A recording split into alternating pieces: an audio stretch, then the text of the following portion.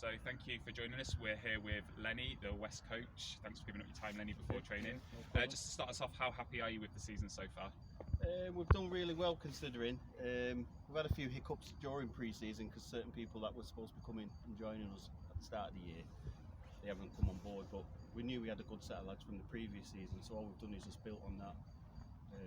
People like Aaron and a couple of the other lads that have come in, young lads who they're basically grown into the team and into the game, so yeah, we appreciate what they're doing at the moment. So I think this is your kind of third season with West, kind of disrupted. Yeah. Kind of what is a season nowadays? Yeah, but you've been with West since Chris Rowley came into the team as management. Can you just talk a bit about your background into coaching? Like, how do you know Chris Rowley? How did you find this role? It's a long story. I used to run a Sunday League club, East Levenshulme. So we had like under sevens all the way up to open age, and then we had an open morning team on a Sunday. Chris was doing cover goalkeeping for me, and that's how we became friends. And then obviously my mum passed away with cancer, and with Chris's dad being linked to Ultimate Football Club, we asked if we could play them in a charity game to raise some money for Christie's Hospital, and that's how the connections come about. So I've been with Chris for probably 15 years, something like that. Yeah. You've not got sick of him yet? Not quite. So I'm interested about the different kind of roles and dynamics of the coaches at West. So we've got obviously Chris Rowley, we've got you, we've got Chris Adams, Matty Phillips. Like, what is the dynamic? Kind of what is each person's kind of speciality? Mine's more fitness. So I look after the lads pre-season, get them fit, get them up to a certain standard, and then Matty and Chris more or less, and Chrissy Adams, they more or less work on like tactics and stuff like that. But my background's more the fitness side of stuff. Yeah, so I think when we were talking to Sam Heathcote pre-season, he was saying about how pre-season had been pretty tough for him. Yeah. Also, it was a bit of a theme earlier in the season where, well, still kind of going into the season where Chris Rowley was saying that we're finishing games strong because of our fitness. It sounds like you played a part in that. Yeah, Can you talk us through like what was pre-season like? Sounds like it was pretty. Well, it's pretty funny tough. because some of the lads have been with us since we were at Altrincham Reserves, so they know what standards I aim for. My aim normally at the start of the season is to see how many I can get sick, to be physically sick. And could you reveal that? Could you reveal that to us this year? The most I've ever had is 3 being ill, but they've eaten before they've come to training, which is a bad mistake. And what about this pre-season? So this season so far, none. Oh, okay. So I've done quite well. I've not done quite well. They've done quite well. So they've sort of reversed the role really. But yeah, it's a lot of running involved because that's my background. You see, I used to be athletics coach and stuff like that. Right.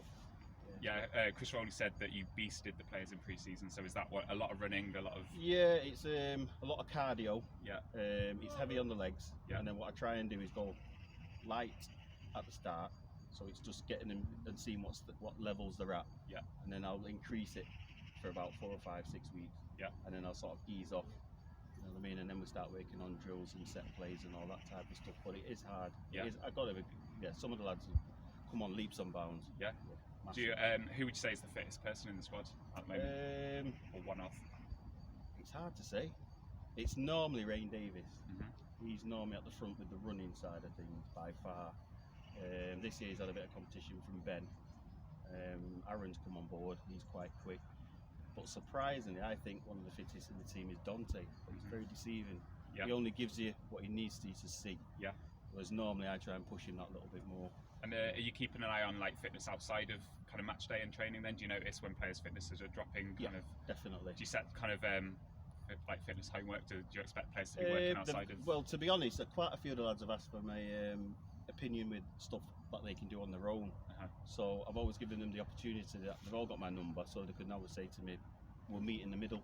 And I've done that in the past with certain players. So if they live in Flixton and I live in Stockport, we'll meet in the middle in a park, and I'll do a little bit with them. And I've done that for the last 10 years. It doesn't bother me. Yeah. You know what I mean? So. Sounds good. So obviously we've had a really good start to the season. We've had a cup game on Tuesday, and then we've got another FA Vars game on Saturday. I think we're playing against a team that we've never played against before, Parkgate. How does that kind of change the preparations for the coaches? Kind of a team that we've never seen before. Because what we normally try and do with teams like that we don't know anything about, we look at their results, their stats, how they've been playing all season. I've looked at Parkgate, so they're sort of hit and miss. The teams above them they play well against, and the teams below they seem to be getting beat off because I've looked at their scores. They're drawing games like 3-0, 2-1, 1-0. we don't know anything about them. We just got to set up ourselves. Yeah. We've come up with a formula this year that seems to be working, which is we show the opposition which side of the pitch we want them to play, not let them dictate the game. Yeah. And it works. So if we change the forward line, that's what Chris Salters and Chrissy Adams as well tries to instill. Whoever we play up front, they've got to manage the game from the front, and then it seems to be working. Does it make it more of a kind of nervy preparation, not knowing what you're going to expect? Like there could be a long ball team, there could be a passing team. Is it just kind of you've got to react quickly on the day, or is that not really something you think about? Yeah, because I think Tuesday night's game at Bay Cup, that was a test as well, because we had some quick nippy players. But we've just got to play our own game. I think every player that we've got in this squad this year can play against anyone, and I've got faith in that. Yeah. So great. So hopes for the rest of the season. Like, what are you personally hoping for to see West do in this season? I would like to think we'd win the league this year. There's no reasons why we can't.